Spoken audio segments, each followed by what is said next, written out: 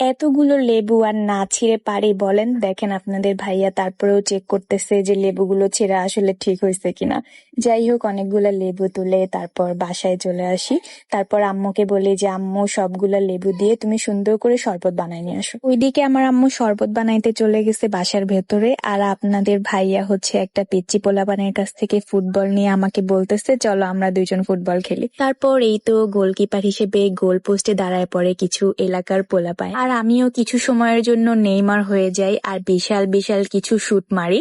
আমার গোল কিন্তু কেউ ঠেকাইতে পারে নাই। এদিকে আপনার দুলাভাইকে বলতেছিলাম যে এই নাও এবার তুমি শুট দিবা, দেখবো এবার যদি তুমি শুট না দিতে পারো, গোল যদি না হয় তাহলে কিন্তু আজকে আমাদেরকে ট্রিট দিবা। এই করতে করতে আমরা কিছু সময় অনেক মজা করি, খেলি, দেন বাসার ভেতরে ঢুকে পড়ি। তো যাই হোক, আজকের ভিডিওটা কিন্তু অনেক লং করে ফেলেছি। আমার ভিডিও দেখতে আপনাদের কেমন লাগে অবশ্যই কমেন্ট বক্সে জানাবেন। এন্ড আজকের ভিডিও এই পর্যন্ত শেষ করছি। দেখা হবে এবং কথা হবে সবার সাথে অন্য কোনো ভিডিওতে। ততক্ষণ পর্যন্ত সবাই ভালো থাকবেন, সুস্থ থাকবেন। আল্লাহ হাফেজ and thank you so much for watching.